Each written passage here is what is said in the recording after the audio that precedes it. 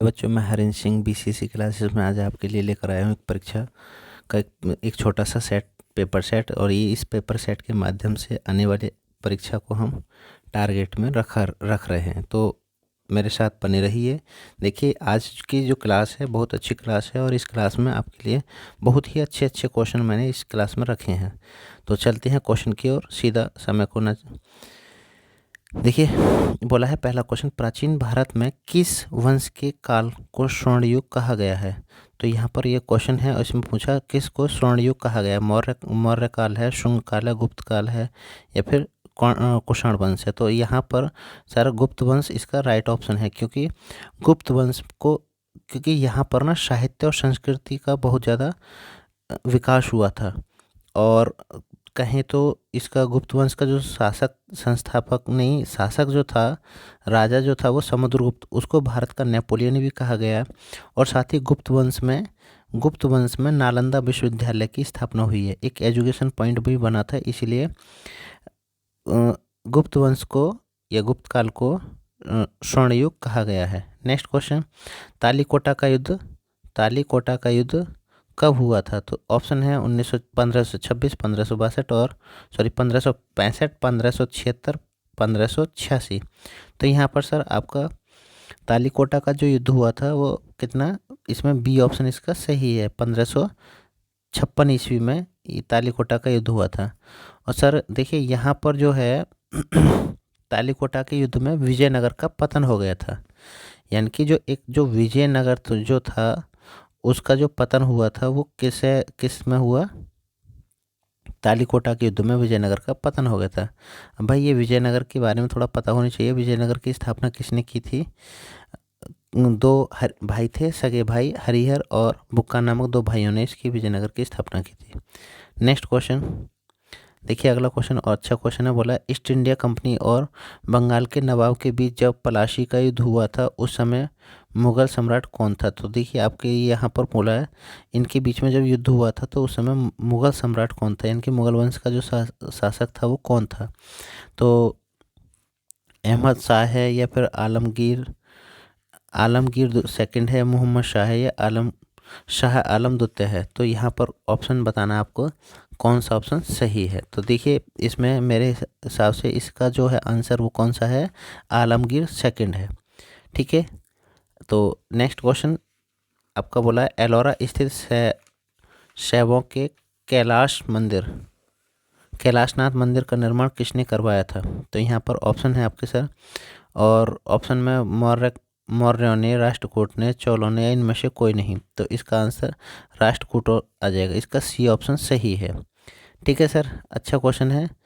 Next question की ओर चलते हैं। देखिए बोला है ऋग्वेद 10 राजाओं का यानी कि 10 राग युद्ध किस नदी के तट पर लड़ा गया।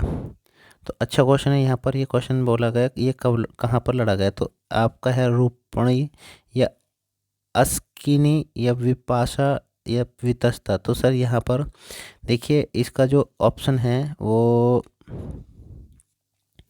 आपका इसका पहला ऑप्शन सही है। ठीक है। ये क्या है, ऋग्वेद में 25 नदियों का उल्लेख है। ऋग्वेद में 25 नदियों का उल्लेख है और इसके पूर्वी किनारे पर सिंधु नदी की सहायक नदी वितस्ता, झेलम, चिनाब, वर्तमान में जो है चिनाब, पहले इसको आस्किनी कहा जाता था, ये चिनाब और ये है विपाशा। यानी कि विपाशा को हम पहले विपाशा को आज व्यास कहते हैं, पहले विपाशा कहा जाता था। और वितस्ता सबको पता है झेलम नदी को जो है वो वितस्ता। तो यहाँ पर राइट आंसर क्या है, ये ऑप्शन इसका सही है। नेक्स्ट क्वेश्चन बोला है अंग्रेज के निम्नलिखित स्थानों पर जिस क्रम में अपने व्यापार केंद्र स्थापित किए उनका सही क्रम क्या है। तो सर यहाँ पर अच्छा ऑप्शन है कलकत्ता में, मुंबई में, मद्रास में। तो इनका सही ऑप्शन रखना है। तो सही ऑप्शन में क्या हो जाएगा, सूरत, मद्रास, मुंबई, कलकत्ता। सबसे पहले इन्होंने सूरत में अपनी, फिर मद्रास में कोठी खोली, फिर मुंबई में, फिर इसके बाद कलकत्ता में। ठीक है सर। तो यहाँ पर इसका जो सूरत में जो खोली थी ये आपका 1608 ईस्वी में, ठीक है, किस सन में? 1608 ईस्वी में पहली व्यापारिक कोठी की स्थापना की थी। ओके सर, नेक्स्ट क्वेश्चन की ओर चलते हैं। अगला क्वेश्चन देखिए, बहुत अच्छा क्वेश्चन है। बोला है, स्वतंत्र भारत का पहला अंतरिम बजट 1947 में प्रस्तुत किया गया।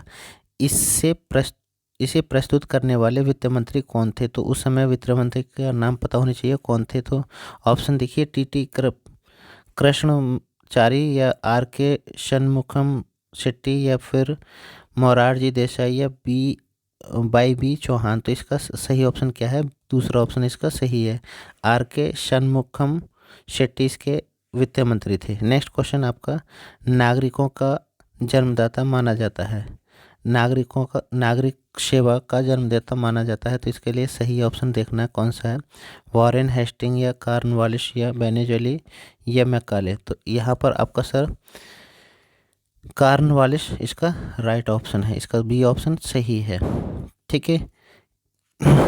नेक्स्ट क्वेश्चन देखिए, क्या है क्वेश्चन।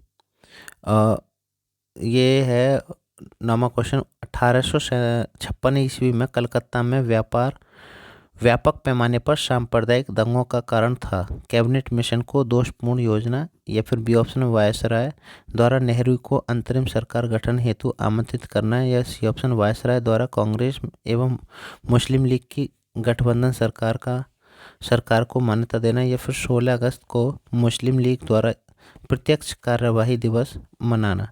तो यहाँ पर सही ऑप्शन सर क्या है इसका? ये इसका सही है, 16 अगस्त को मुस्लिम लीग द्वारा प्रत्यक्ष कार्यवाही दिवस मनाया जाना, ये इसका राइट ऑप्शन है, ठीक है सर। तो नेक्स्ट क्वेश्चन की ओर चलते हैं। अगला क्वेश्चन देखिए, ये क्वेश्चन बोला, भारतीय शिक्षा का मैग्ना कार्टा यानी कि महाधिकार पत्र कहा जाता है। तो इसका जो सही ऑप्शन देखिए, पहला ऑप्शन है वुडके घोषणा पत्र 1854 ईस्वी या हंटर आयोग 1882 या फिर रेल आयोग 1892 90,002 या फिर सेल्डर आयोग 1917। तो इसमें सही ऑप्शन बताना है सर, और इसका सही ऑप्शन कौन सा है? तो इसका सही ऑप्शन सर पहला है, वुड के घोषणा पत्र यानी कि भारत का मैग्ना कार्टा का जो कहा जाता है वो किसको? वुड के घोषणा पत्र 1854 को। नेक्स्ट है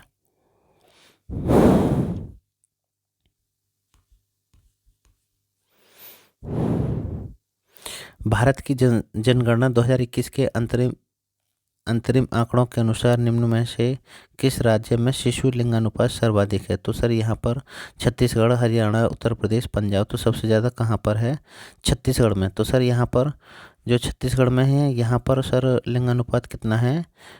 969/1000, ठीक है सर। यहाँ पर ये है इसका रेशो, ठीक है। नेक्स्ट क्वेश्चन देखिए, जनगणना का क्वेश्चन भी है, तो आप जनगणना वाले क्वेश्चन को भी पढ़कर जाना। नेक्स्ट है, कोचीन बंदरगाह स्थित है। कोचीन जो बंदरगाह स्थित है वो कहाँ पर है? कोंकण पर या उत्तरी सरकार तट पर या उत्तरी सरकार या फिर मालाबार तट पर। नेक्स्ट ऑप्शन है अंतिम डी ऑप्शन, कोरोमंडल तट पर। तो इसका सही ऑप्शन बताना है भाई कहाँ है? सी ऑप्शन इसका सही है, मालाबार तट पर। नेक्स्ट है, पाक जल संधि कहाँ स्थित है?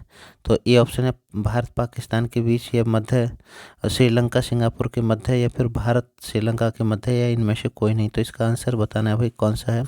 पाक जल संधि जो है वो कहाँ पर है?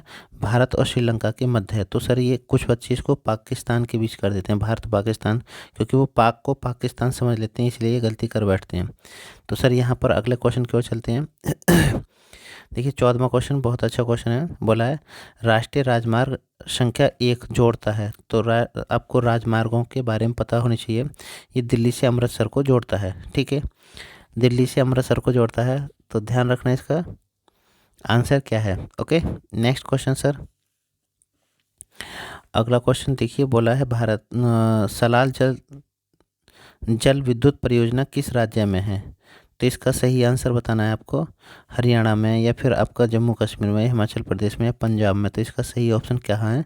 जम्मू कश्मीर में है। क्या है? सलाल जल विद्युत परियोजना जो है वो किस किस राज्य में है? तो वो है सर जम्मू कश्मीर में। ठीक है, ध्यान रखना ये जो बांध जो है वो किस नदी पर है? चिनाब नदी पर है। चिनाब नदी पर ये बांध है। ठीक है, ध्यान रखना ये इस प्रकार का क्वेश्चन पूछा जाएगा। तो सर नेक्स्ट क्वेश्चन की ओर चलते हैं। अगला क्वेश्चन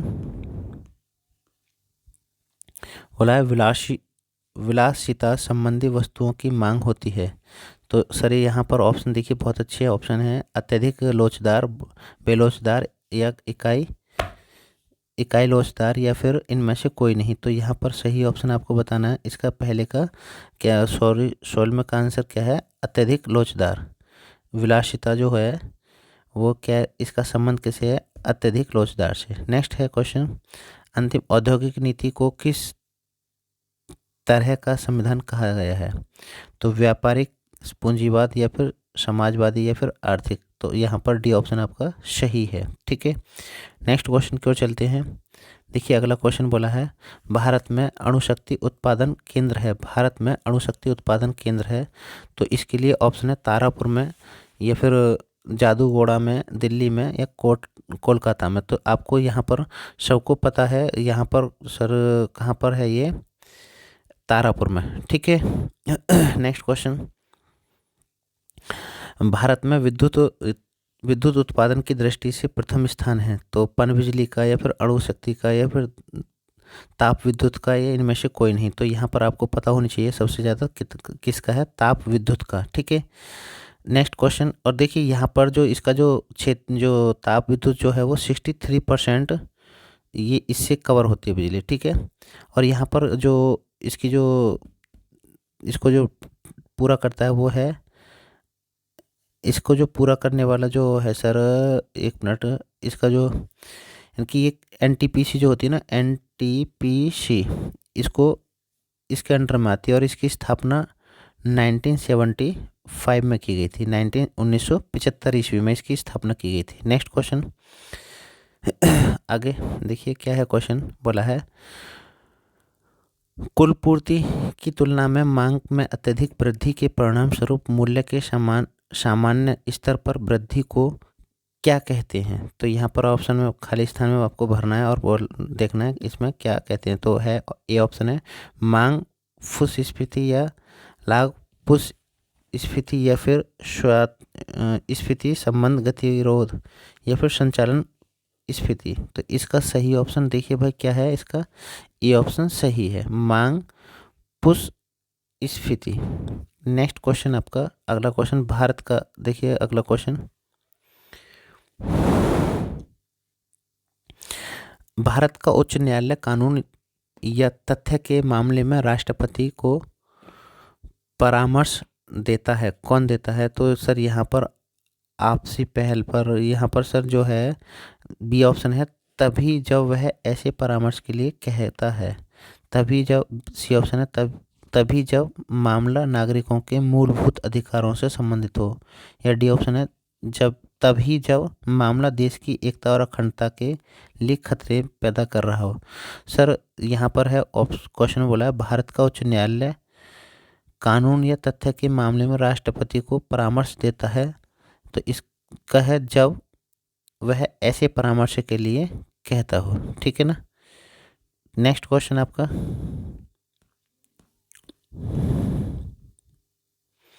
देखिए अच्छा क्वेश्चन है ये। इसमें क्वेश्चन में बोला है लोकसभा के स्पीकर का चयन होता है। लोकसभा के स्पीकर का चयन होता है। देखिए सभी राष्ट्रपति, उपराष्ट्रपति, या फिर इन पदों के बारे में आप जानते हो किसका चयन। तो यहाँ पर ये भी क्वेश्चन में पता होनी चाहिए कि लोकसभा का भी जो चयन होता है वो किसके, स्पीकर जो होता है उसका कैसे चयन होता है। तो और आप सबको सर सभी के बारे में पता होनी चाहिए। राज्यसभा या फिर प्रधानमंत्री किसको चयन कौन करता है, शपथ कौन दिलाता है, कुछ जो पदाधिकारी हैं उनको आप इसके बारे में पढ़कर जाना है। ये ऑप्शन है संसद के सभी सदस्यों द्वारा प्रत्यक्ष रूप से जनता द्वारा, लोकसभा के सभी सदस्यों द्वारा, या लोकसभा में बहुमत प्राप्त दल के द्वारा। तो यहाँ पर सर आपका सही ऑप्शन आपका तीसरा ऑप्शन सही हो जाएगा, लोकसभा के सभी सदस्यों द्वारा ही लोकसभा के स्पीकर का चयन किया जाता है। ठीक है सर। नेक्स्ट है, राष्ट्रपति का अभिभाषण कौन तैयार करता है? राष्ट्रपति का अभिभाषण कौन तैयार करता है? तो इसके लिए सर सही ऑप्शन है, क्या है, देखिए पहले ऑप्शन है स्वयं राष्ट्रपति, लोकसभा अध्यक्ष, या फिर राज्यसभा का सभापति, या फिर केंद्र मंत्रिमंडल। तो यहाँ पर सही ऑप्शन क्या है? आपका डी ऑप्शन सही है, केंद्र मंत्रिमंडल क्या है, राष्ट्रपति का अभिभाषण तैयार करता है। नेक्स्ट क्वेश्चन देखिए, यहाँ पर क्वेश्चन में बोला है, ये सर अच्छा क्वेश्चन है, थोड़ा सा टेढ़ा सा हो रहा है। देखिए क्या है क्वेश्चन में, निम्न में से कौन सा कथन सत्य नहीं है, यानी कि इसमें से बताना कौन सा कथन गलत है। तो देखिए क्वेश्चन की ओर चलते हैं। बोला है, भारत एक संपूर्ण प्रभुत्व संपन्न लोकतांत्रिक गणराज्य है। सही बात है ये तो, लेकिन उसने बोला गलत बताना है। बी ऑप्शन है, धर्मनिरपेक्ष राज्य धर्म संबंधी विषयों के तथ्य होता है। ये ही ऑप्शन गलत है। ठीक है, क्योंकि नीति निर्देशक तत्वों का पालन करने के लिए सरकार को बाध्य नहीं किया जा सकता। सॉरी, आपका ये ऑप्शन, एक मिनट, देखिए यहाँ पर जो नेक्स्ट ऑप्शन और पढ़ लेते हैं, अभी अगला ऑप्शन और पढ़ते हैं। नीति निर्देशक तत्वों का पालन करने के लिए, सी ऑप्शन है, करने के लिए सरकार को बाध्य किया जाता है। सर, नीति निर्देशक तत्वों को बाध्य करने के लिए सरकार को बाध्य नहीं किया जाता, तो इसलिए इसका यहाँ पर सी ऑप्शन सही है। ध्यान रखना कौन सा ऑप्शन, सी ऑप्शन इसका सही है। तो इसका नेक्स्ट है, अगला क्वेश्चन चलते हैं सर क्वेश्चन की ओर। देखिए क्वेश्चन में बोला गया, भारतीय संविधान के अनुसार निम्न में से कौन युद्ध की घोषणा करने अथवा शांति की स्थापना के लिए संवैधानिक रूप से सक्षम है? तो ऑप्शन है इसका प्रधानमंत्री, सांसद, राष्ट्रपति या मंत्रिपरिषद। तो इसका सही ऑप्शन बताना है सर, आपका कौन सा है? राष्ट्रपति इसका सही ऑप्शन है। ठीक है, नेक्स्ट क्वेश्चन देखिए, बोला है, -150 डिग्री से कम तापमान के उत्पादन नियंत्रक और अनुप्रयोग संबंध विज्ञान को कहा जाता है। तो सर इस प्रकार के विज्ञान को ध्यान रखिए। ऑप्शन देखिए क्या है, क्रिप्टोग्राफी या क्रिस्टलोग्राफी, या फिर क्रायोजेनिक्स या एकोरोलॉजिक्स। तो इसका सर ऑप्शन जो है वो सी ऑप्शन सही है, इसका सी ऑप्शन सही है। नेक्स्ट क्वेश्चन, अगला क्वेश्चन अच्छा क्वेश्चन है। देखिए यहाँ पर एक टेबल दी हुई है और इस टेबल का मिलान करना है आपको और बताना कौन सी टेबल सही है। तो सर देखिए क्या है क्वेश्चन, सूची फर्स्ट के साथ सूची दूसरी का मिलान करना है और बोला है, देखिए ऑप्शन के अकॉर्डिंग ध्यान रखना, प्रकाश विद्युत प्रभाव। तो इसका ऑप्शन कौन सा हो सकता है?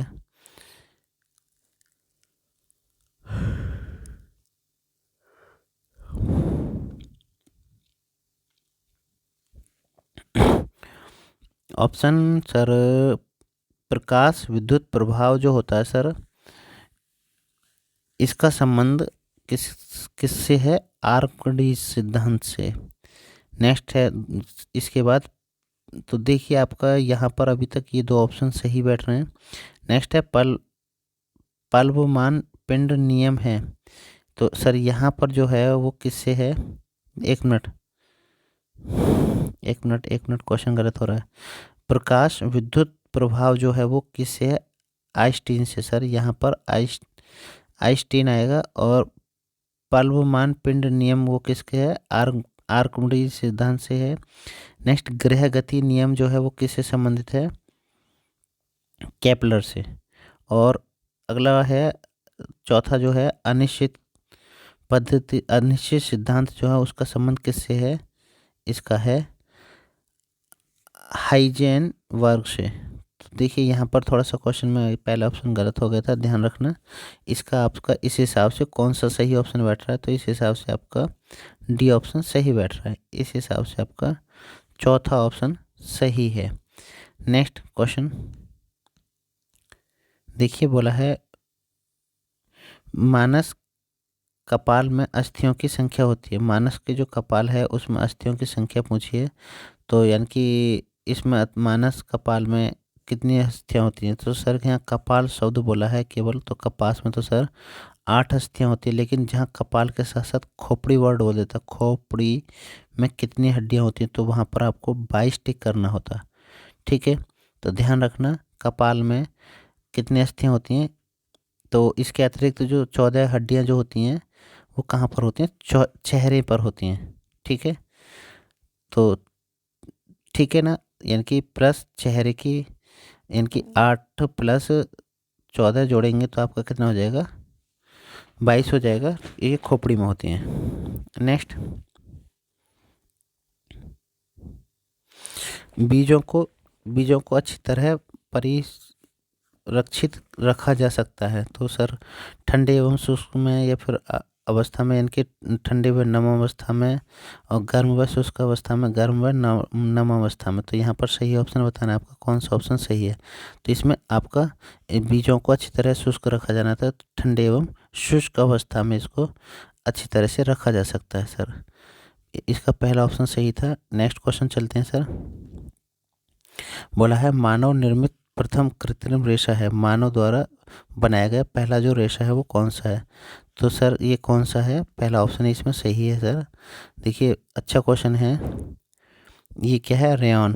ठीक है, या तो यहाँ पर पहला ऑप्शन सही है, आगे को बढ़ ही नहीं रहे। ठीक है, नेक्स्ट है अगला क्वेश्चन। बहुत अच्छा क्वेश्चन है, आपको मेरा मन कर रहा है कि इसको होमवर्क में दे दिया जाए, लेकिन फिर भी बोला है एक पुस्तक के मूल्य में 25% कमी करने के बाद प्राप्त मूल्य में 25% वृद्धि करने पर इसके परिवर्तन क्या होगा? सर 25% जो कमी कर दी तो रह कितना जाएगा? 75, और फिर 20% वृद्धि हो गई तो कितना हो जाएगा? 120/100।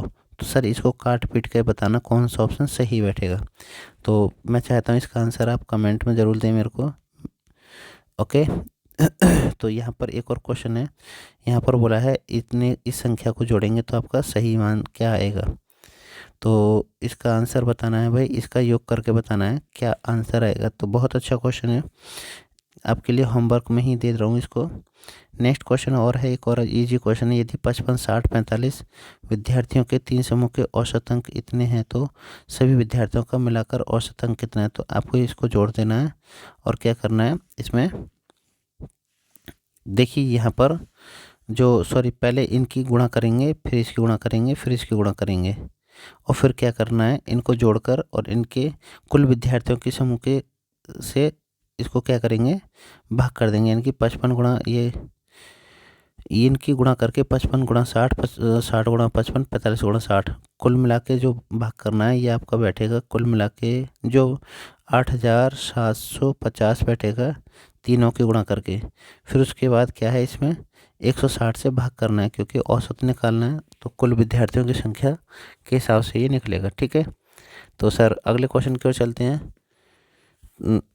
नेक्स्ट क्वेश्चन देखिए, यहाँ पर बहुत अच्छा क्वेश्चन है। मैं चाहता हूँ इस वाले क्वेश्चन का आंसर आप मेरे को कमेंट में दें, और चलते हैं अगले क्वेश्चन की ओर। अगला क्वेश्चन 35वां क्वेश्चन, ये भी आपके लिए होमवर्क में बोला है। यहाँ पर क्या आएगा? यहाँ पर जो आपकी एक संख्या दी हुई है, इसमें यहाँ पर पूछा खाली स्थान में क्या आएगा। तो इनमें से ऑप्शन आपको इस कंडीशन में विभाज्यता का नियम पता होना चाहिए, और यहाँ पर कौन सा नियम लग रहा है? 9 से विभाज्यता का नियम। ठीक है, होमवर्क में इसका आंसर देना है सर। नेक्स्ट क्वेश्चन की ओर चलते हैं। बोला अनाज का पर्यायवाची है, अनाज का पर्यायवाची पूछा है, बहुत अच्छा क्वेश्चन। तो सर आपको यहाँ पर ये ऑप्शन है शास्य, धानु या फिर गल्ला या उपरोक्त सभी। तो यहाँ पर उपरोक्त सभी आपका सही ऑप्शन है। नेक्स्ट क्वेश्चन है वह नायिका जो नायक से झगड़ा कर अलग हो जाता है और बाद में पछताती है। तो इसके लिए सही ऑप्शन बताना है क्या है। इसका है ऑप्शन देखिए क्या है, कल है प्रिय या फिर विरक्त या फिर कल हांतरिता या व्यस्थिता। तो इसमें देखिए ये ऑप्शन दिए हुए हैं, इसका सही ऑप्शन बताना है कौन सा इसका सही ऑप्शन है। तो इसका सी ऑप्शन सही है। क्या है? कल हांतरिता। ठीक है, नेक्स्ट ऑप्शन है। नेक्स्ट क्वेश्चन देखिए, अगला क्वेश्चन बोला है, बहुत अच्छा क्वेश्चन है, हिंदी का जो क्वेश्चन है ये इस प्रकार का पेपर में परीक्षा में आने की पूरी संभावना होती है। इसमें बोला है व्यक्तिवाचक, भाववाचक, जातिवाचक संज्ञाओं का सही क्रम क्या है? यानी कि इस हिसाब से जो आपके ऑप्शन जो हैं उनमें से पूछा है, मेरे हिसाब इसका सही ऑप्शन क्या है? दैनिक जागरण प्लस धुलाई प्लस तूफान, ये क्या है? व्यक्तिवाचक। दैनिक जागरण किसी व्यक्ति का नाम वगैरह, तो वो क्या है? व्यक्तिवाचक। अब भाववाचक संज्ञा क्या है? धुलाई, क्योंकि ये इसमें एक भाव। और जातिवाचक क्या है? ये एक तूफान के बारे में दर्शाया जा रहा है, तो इसलिए इसकी जाति को बताया जा रहा है तूफान, तो इसलिए इसमें आपका पहला ऑप्शन सही हो जाएगा। नेक्स्ट क्वेश्चन की ओर चलते हैं। बोला अधिक सुख कितना मादक कितना सारहीन है। तो ये है जो इसके बोला है, इसका सही ऑप्शन क्या होगा? तो यहाँ पर ये सर किसके द्वारा लिखित है, ये इसका अर्थ ये है। तो इसका आंसर पहला ही सही है, जयशंकर प्रसाद ने ही इसको बोला है। अधिकार सुख कितना मादक कितना सारहीन है। नेक्स्ट क्वेश्चन की ओर चलते हैं सर। 40वां क्वेश्चन बोला है, क्वेश्चन में पद्मावत नामक प्रसिद्ध ग्रंथ के लेखक का नाम क्या है? तो सर इसका मलिक मोहम्मद जायसी, इसका ऑप्शन सही है। ठीक है, नेक्स्ट क्वेश्चन आपका चलते हैं 41वां। सर यहाँ पर कुछ इंग्लिश के क्वेश्चन थे, इसलिए उनको मैंने हटा दिया है। देखिए यहाँ पर ये क्वेश्चन आपका 46वां क्वेश्चन 46वां क्वेश्चन आपको साफ दिख रहा हो तो इसका आंसर कमेंट में ज़रूर करें और इसमें बताना है कि कौन सा ऑप्शन सही है। 47 भी ऐसे ही आपको करना है, होमवर्क में है ये क्वेश्चन आपका। और यहाँ पर 48 में भी आपको होमवर्क में ही आंसर देना है। यहाँ पर ये 48 के बाद 49वां जो क्वेश्चन है, इसका भी आंसर आपको कमेंट में देना है। अरे इसका आंसर आपको अपनी ओर से देना सर। यहाँ पर अपने आप इसका ग्राफ बनाकर इसका कमेंट में राइट ऑप्शन देंगे। ठीक है, नेक्स्ट क्वेश्चन की ओर चलते हैं। देखिए इसके ऑप्शन क्रॉप हो गए, तो मैं चाहता हूँ कि जो 49 जो क्वेश्चन है इसके ऑप्शन आप अपनी ओर से बना के दोगे तो मेरे को अच्छा लगेगा कि हाँ आप पढ़ाई कर रहे हो। इसमें इसके जो ऑप्शन हैं, ऑप्शन सर ये पहला ऑप्शन में किया है। पहले ऑप्शन का अगर माने तो पहले ऑप्शन में या तो के आएगा या फिर जे आएगा या फिर एन आएगा या फिर एम आएगा। यानी कि ये ए ऑप्शन को बताया रहा है, ये बी ऑप्शन को बता रहा है, ये सी ऑप्शन को बता रहा है, ये एन, या फिर आपका डी ऑप्शन जो है वो एम को दर्शाता है। ठीक है, यहाँ पर ऑप्शन बताना है सही ऑप्शन क्या है। ओके, नेक्स्ट क्वेश्चन सर अच्छा क्वेश्चन है, इसका आंसर होमवर्क में देना है आपको। देखिए एक और ये रीजनिंग का क्वेश्चन है, ये भी थोड़ा सा क्रॉप होने में प्रॉब्लम हो रही है, तो सर इसका आंसर भी आप बहुत अच्छा क्वेश्चन है। इसमें बोला कौन सा ऑप्शन एक समान नहीं है, तो इसका आंसर 50 का भी आंसर आप होमवर्क में दोगे। 51वें क्वेश्चन की ओर चलते हैं। किस विश्वविद्यालय में 2011 में खेलो इंडिया यूनिवर्सिटी गेम्स चैम्पियनशिप का खिताब जीता है? तो सर इसका आंसर है पंजाब यूनिवर्सिटी या जैन यूनिवर्सिटी या फिर, तो इसका सही ऑप्शन बताना है और सही ऑप्शन में आपका क्या है? जैन यूनिवर्सिटी है। ठीक है सर, अगला क्वेश्चन चलते हैं अगले क्वेश्चन की ओर। यह किस वेबसाइट के माध्यम से कोई भी व्यक्ति किसी भी स्थान पर 12 ज्योतिर्लिंग और 4 धाम के दर्शन कर सकता है, जिसे मीनाक्षी लेखी द्वारा लॉन्च किया गया था? तो इसका सही ऑप्शन सर बताना है। इसमें सही ऑप्शन जो है वो क्या है? टेम्पल क्या है? 360। ठीक है, तो सर यहाँ पर ध्यान रखना, इसमें जो सही ऑप्शन है वो क्या है? टेम्पल 360 इसका सही ऑप्शन है। नेक्स्ट, मई 2022 में त्रिपुरा के नए मुख्यमंत्री कौन बने हैं? मई 2022 के जो चुनाव हुए हैं उसमें त्रिपुरा के जो नए मुख्यमंत्री नियुक्त किए गए हैं वो सही ऑप्शन बताना कौन किए गए हैं। करंट अफेयर्स का क्वेश्चन है, तो इसका आंसर क्या है? डॉक्टर मानिक शाही इसका सही ऑप्शन, दूसरा ऑप्शन इसका सही है। चलिए नेक्स्ट क्वेश्चन चलते हैं। बोला पहला अतुल्य भारत अंतर्राष्ट्रीय क्रूज सम्मेलन 2022 का आयोजन कहाँ किया गया? बहुत अच्छा क्वेश्चन है। इस प्रकार का क्वेश्चन देखिए सर आ सकता है आपके लिए परीक्षा में, तो इसका जो आयोजन किया गया वो कौन सा ऑप्शन सही है? इसका आपका मुंबई ऑप्शन सही है। ठीक है, नेक्स्ट क्वेश्चन चलते हैं सर अगला क्वेश्चन। देखिए ये जो क्वेश्चन है आपको, इसमें बोला किस राज्य में आपातकाल के दौरान नागरिकों को पुलिस सहायता प्रदान करने के लिए शावल उपधि उद्वी ऐप लॉन्च किया है। तो इसका सही ऑप्शन बताना है सर, कौन सा ऑप्शन इसका, पहला ऑप्शन इसका सही है तमिलनाडु। तमिलनाडु ऑप्शन इसका सही है सर। नेक्स्ट क्वेश्चन चलते हैं। खबरों में रहा मार्स ओडिसी अंतर अंतरिक्ष संबंधित है, तो इसका ऑप्शन बताना है कौन सा ऑप्शन सही है इसका। दूसरा ऑप्शन सही है, नासा से।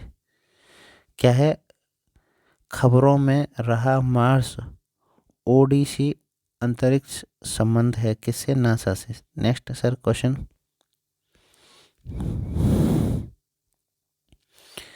बोला है भारत ने किस देश को 100 करोड़ रुपए का गश्ती पोल पीएम जोरोस्टर सौंपा है, तो इसका सही ऑप्शन बताना, किसे ये सौंपा गया, वो क्या है, किसने, सेशेल्स इसका सही ऑप्शन है। ठीक है सर, सेशेल्स यानी कि मॉरिशस, मालदीव, फिजी जो, और इसमें सेशेल्स इसका सही ऑप्शन है।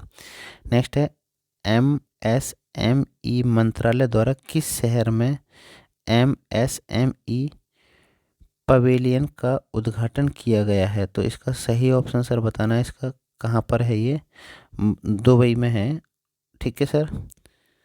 नेक्स्ट क्वेश्चन आपका 59 क्वेश्चन, देखिए अच्छा क्वेश्चन है। बोला है दुबई में आयोजित अंतर्राष्ट्रीय लोक कला महोत्सव में किसने स्वर्ण पदक जीता, तो इसका ऑप्शन सही ऑप्शन बताना है। तो सर इसका पहला ऑप्शन ही सही हो जाएगा, सुमित भाले ने स्वर्ण पदक जीता था। ठीक है सर। नेक्स्ट क्वेश्चन की ओर चलते हैं।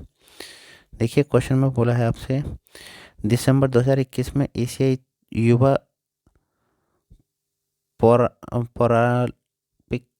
पैरालंपिक खेलों 2021 में शॉट पुट में किस भारतीय खिलाड़ी ने रजत पदक जीता है, तो इसका सही आंसर इसका क्या है, अनन्या बंसल। इसका आपका दूसरा ऑप्शन सही हो जाएगा।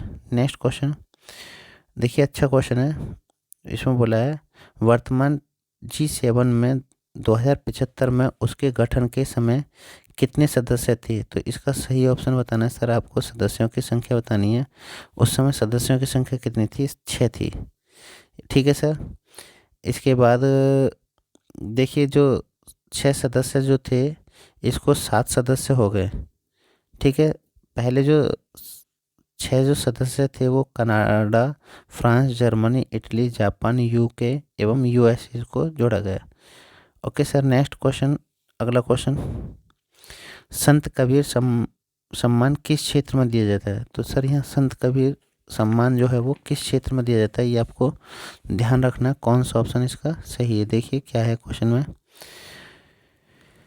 फिल्म के क्षेत्र में, बुनाई के क्षेत्र में, हिंदी साहित्य के क्षेत्र में, या फिर हिंदी कविता के क्षेत्र में, तो इसका आंसर क्या है, बुनाई के क्षेत्र में इसका सही आंसर होगा। ठीक है, ध्यान रखना, गलत मत कर देना, कभी आप हिंदी साहित्य या कविता के क्षेत्र में जोड़ दो तो। ठीक है सर। नेक्स्ट क्वेश्चन है, अच्छा क्वेश्चन है ये आपका। 3 क्वेश्चन देखिए क्या है यहाँ पर क्वेश्चनों में। बोला है क्वेश्चन में पहला क्वेश्चन जो आपका 63 क्वेश्चन, 63वां क्वेश्चन, बोला है माय कंट्री माय लाइफ के लेखक कौन है, तो सर यहाँ पर तो आपको वैसे ही दिख रहा है, my life my country, LK Advani इसका सही ऑप्शन है। ठीक है।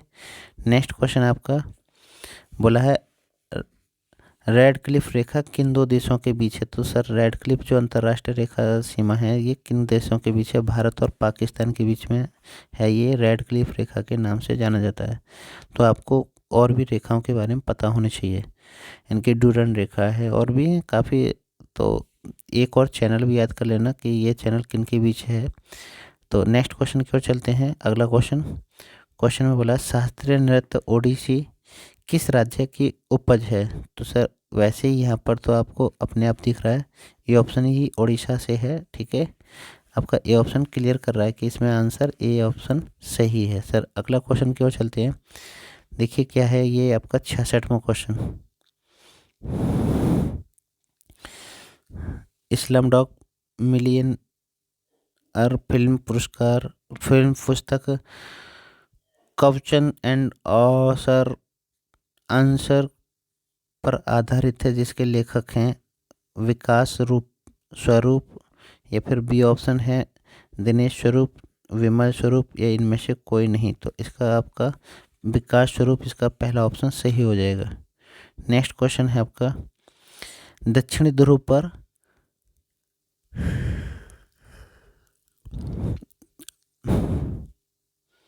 देखिए क्वेश्चन, दक्षिण ध्रुव पर अंतर्राष्ट्रीय के रहस्यमय तत्व डार्क मैटर का पता लगाने के लिए पृथ्वी की सतह से 1400 मीटर नीचे बर्फीली चट्टानों में विशाल छिद्र पर वेधशाला बनाई जा रही है।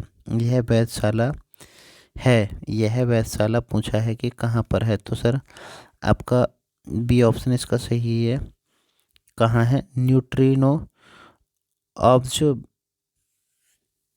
ऑब्जर्वेटरी, इसका ऑप्शन सही है। ठीक है, अजीब अजीब से क्वेश्चन है भाई। नेक्स्ट है, देखिए यहाँ पर बोला है इसमें सुमेलित करना है, इसको पहली लिस्ट से दूसरी लिस्ट में इसको सही करके बताना है कौन से इसका ऑप्शन सही है। तो देखिए यहाँ पर बोला है पांडुचेरी दुर्गालाल, तो यहाँ पर सही ऑप्शन बताना है आपका कौन सा ऑप्शन इसका सही है। तो पांडुचेरी दुर्गालाल का संबंध किससे है सर? यहाँ तो आपको पता है होनी चाहिए, ये नृत्य से है। इसके बाद है लाल गुड़ी जयरामन, तो इसका मतलब किससे है? पहले वाले से है, यानी कि वाद्य संगीत से है। इसके बाद बोला है बाल मुरली कृष्ण, इसका आंसर सर आपका तीसरे से नहीं, ये तो चौथे से है, सही है, कंठ संगीत से। फिर इसके बाद है अमृत सिरगिल, तो यह चित्रकला से संबंधित है। तो आपको इस प्रकार से देखिए आपका ए ऑप्शन सही बैठ रहा है, तो यहाँ पर ए ऑप्शन आपका सही हो जाता है। नेक्स्ट क्वेश्चन की ओर चलते हैं। देखिए ये 69वां क्वेश्चन बोला है,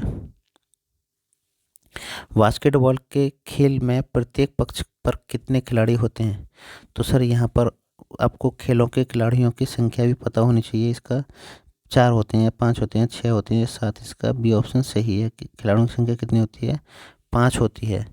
और पोल के प्रत्येक पक्ष में 4 खिलाड़ी तथा वाटर पोल में 7 खिलाड़ी होते हैं। ध्यान रखना, इसके भी जो क्वेश्चन है वो अलग अलग टाइप के होते हैं। तो इसमें आपको बास्केटबॉल में पूछा है कितने खिलाड़ी होते हैं? 5। ठीक है, नेक्स्ट क्वेश्चन की ओर चलते हैं सर, अंतिम क्वेश्चनों की ओर चलते हैं। देखिए यहाँ पर 70वां जो क्वेश्चन है वो पूछा, भारत में वन्यजीव संरक्षण अधिनियम किस वर्ष लागू किया गया?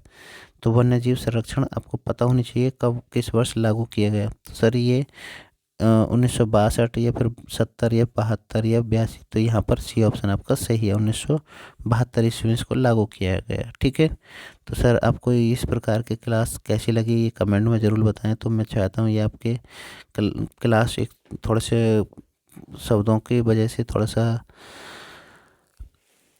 नींद सी आने की वजह से आपको थोड़ा सा डिस्टर्ब हुआ होगा, तो उसके लिए मैं आपसे क्षमा चाहता हूँ। यदि मेरे से कोई गलती से कोई क्वेश्चन हो गया है, कोई गलत हो गया, तो उसका आंसर आप कमेंट में करें, मैं उसको अगली क्लास में उसका समाधान करा दूंगा। तो बने रहिए आप मेरे साथ यूट्यूब चैनल पर, मैं आपके लिए और भी अच्छी क्लास लाता रहूँगा।